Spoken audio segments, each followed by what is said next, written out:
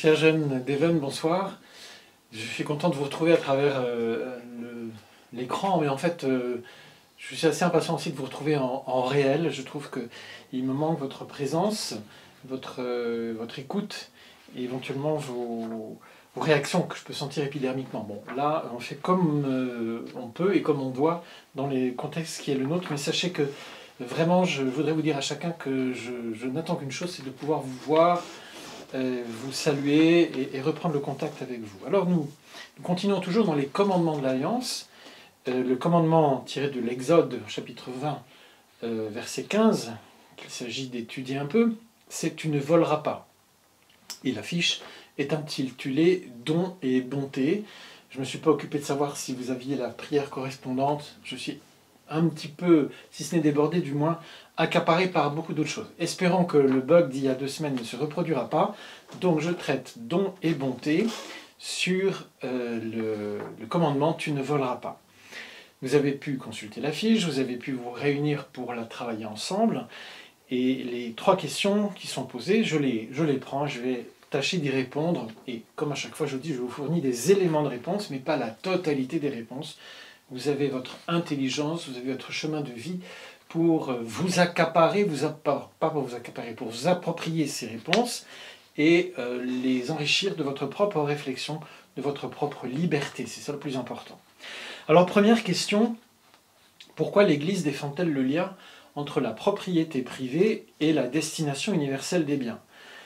La propriété privée, c'est quelque chose dont vous avez entendu parler. Je crois que le sens de ce concept est très intuitif. La destination universelle des biens, avant de répondre à la question, qu'est-ce que c'est?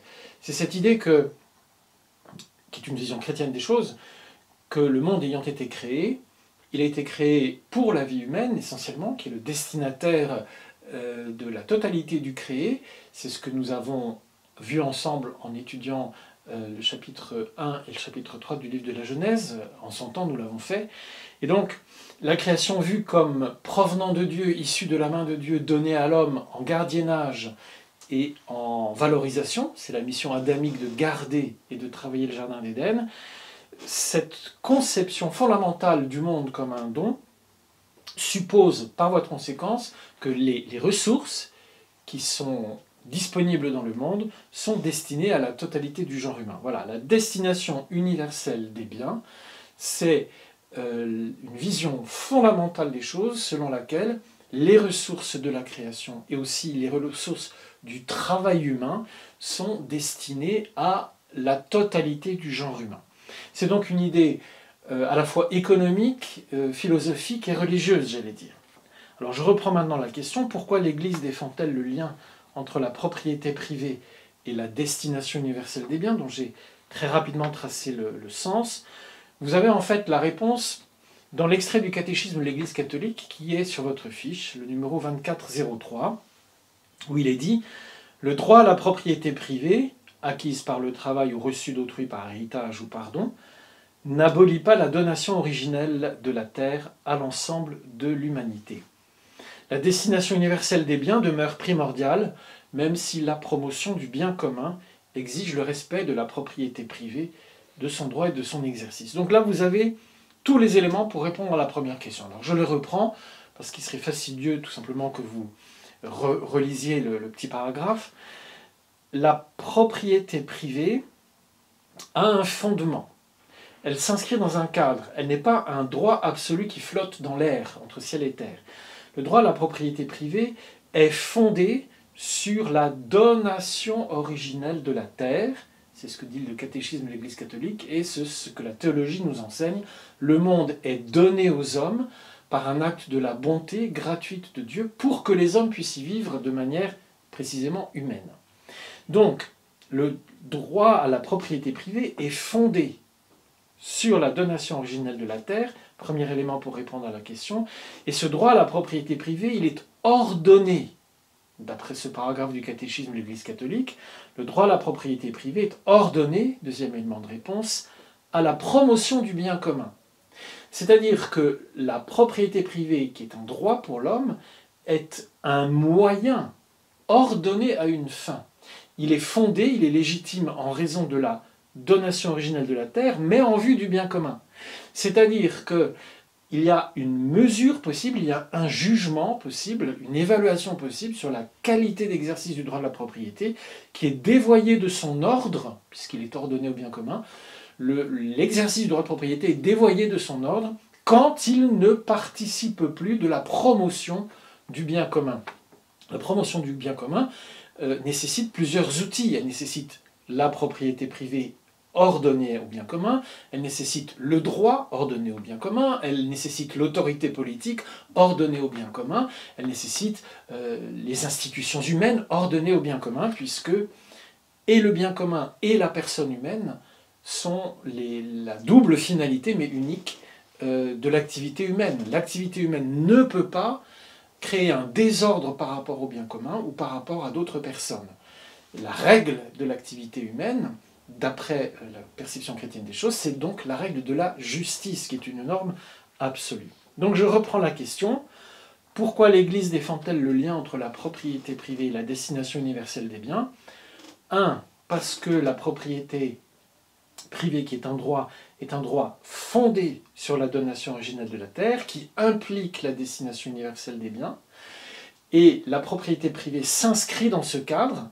Si moi je possède en propre un bien, ce n'est pas pour empêcher la destination universelle des biens, c'est pour promouvoir le bien commun, c'est-à-dire valoriser la ressource en distribuant le fruit, par exemple. Donc, un agriculteur qui possède un champ n'est pas en possession illégitime d'un bien, mais par le travail et la technique agricole, il va valoriser le potentiel foncier en produisant du blé, en produisant des céréales, des fruits, que sais-je, et il participe au bien commun en nourrissant une partie de la population qui s'approvisionne auprès de lui. Voilà, pour faire un schéma très simple.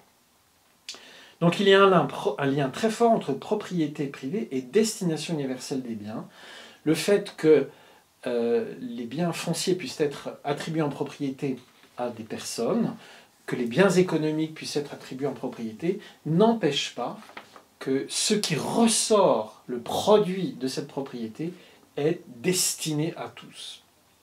Deuxième question, pourquoi le vol n'est-il pas le privilège des pauvres, mais la pratique commune des riches? Alors vous entendez que la question est rédigée d'une manière un peu provocatrice, un peu acide. Pourquoi le vol n'est-il pas le privilège des pauvres, mais la pratique commune des riches?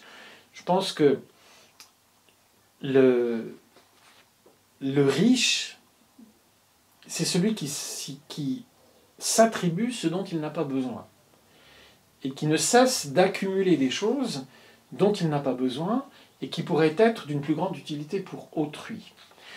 Nous sommes tous des riches d'une certaine manière. Et là, la génération que vous êtes est peut-être un peu plus en avance par rapport à la mienne, mais en tout cas, la génération qui vous suit est encore de manière plus brûlante, confrontée et en revendication quasiment par rapport à ce problème de l'écologie, parce que la surexploitation des richesses, leur non-distribution de manière équitable, l'oubli de la justice comme règle de la vie économique au niveau planétaire, produit un étouffement écologique, d'une certaine manière, je vais très vite en besogne, qui est le résultat d'une conduite de riches.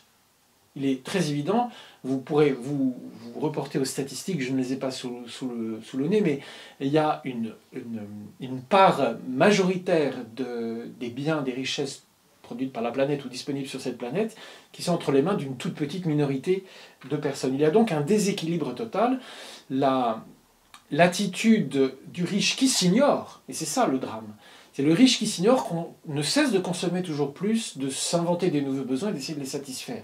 Et nous sommes d'une certaine manière, je veux dire, des riches qui nous ignorons, encore que nous nous ignorons moins riches, nous nous ignorons moins comme riches maintenant, du fait de la prise de conscience du drame écologique. Mais dans le drame écologique, j'entends la vision chrétienne d'une écologie intégrale, qui non seulement s'afflige de la captation des biens, de la diminution des ressources, de la pollution, etc., mais aussi du déséquilibre social, des déséquilibres démographiques, des déséquilibres culturels, des déséquilibres sanitaires qui traversent et défigurent en fait l'humanité aujourd'hui.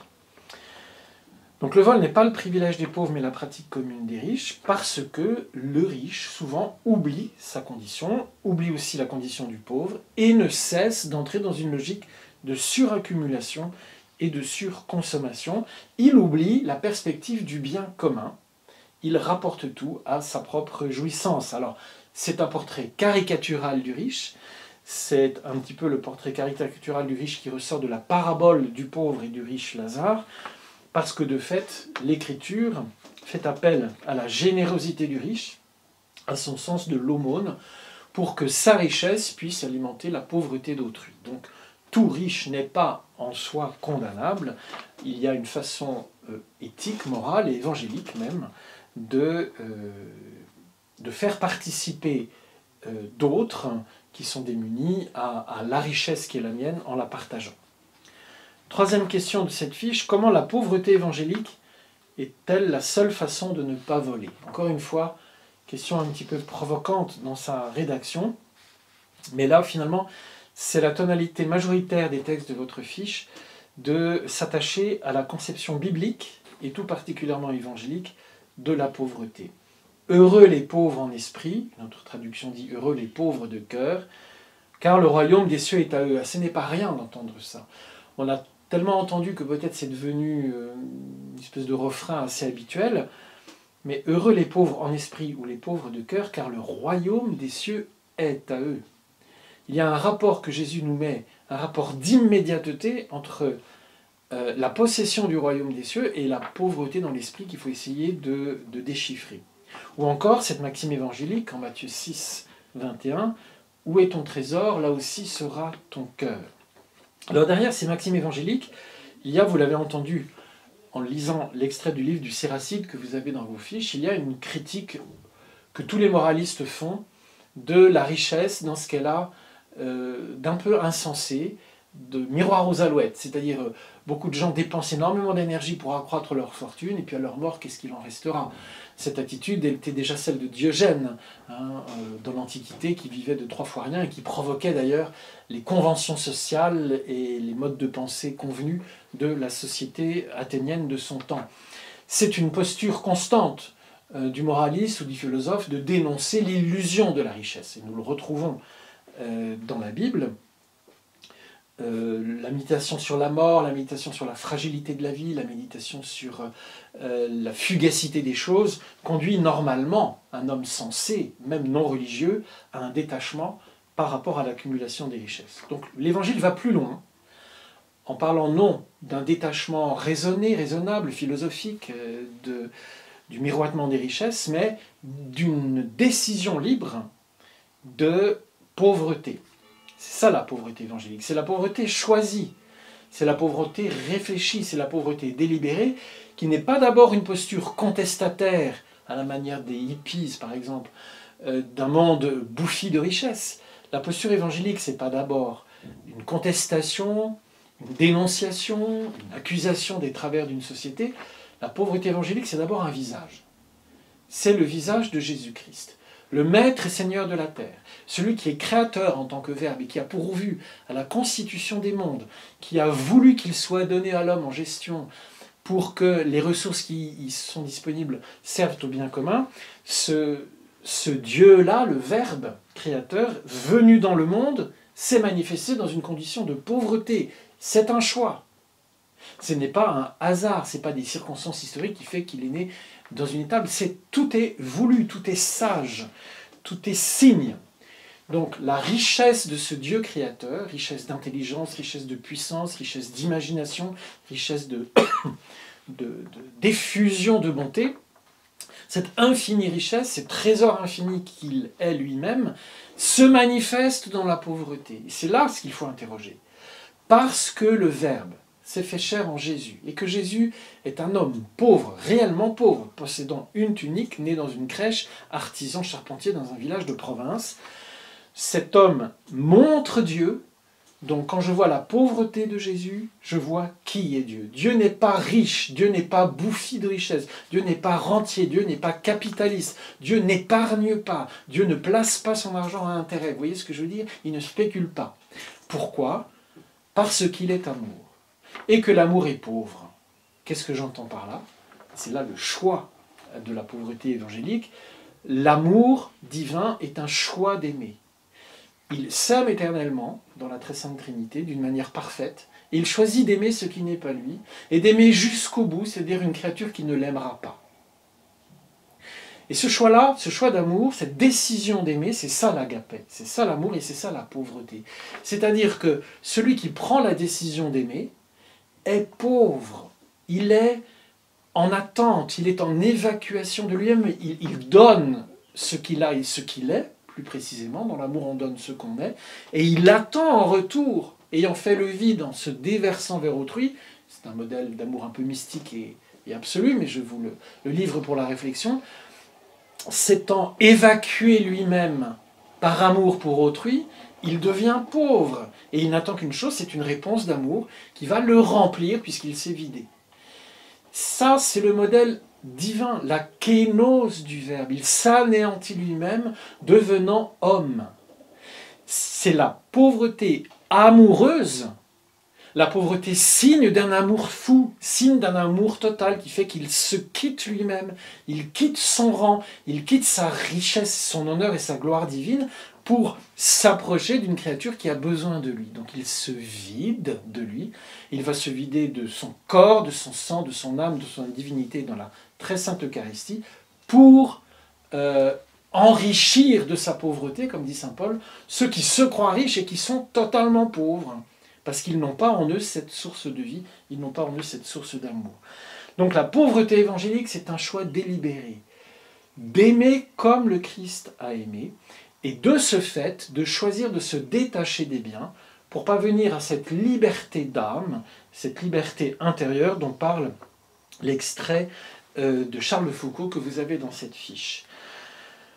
La pauvreté évangélique est donc liée à l'amour conçu comme appauvrissement de soi, évacuation de soi, sortie de soi, et évidemment, on ne vole pas dans ces conditions-là.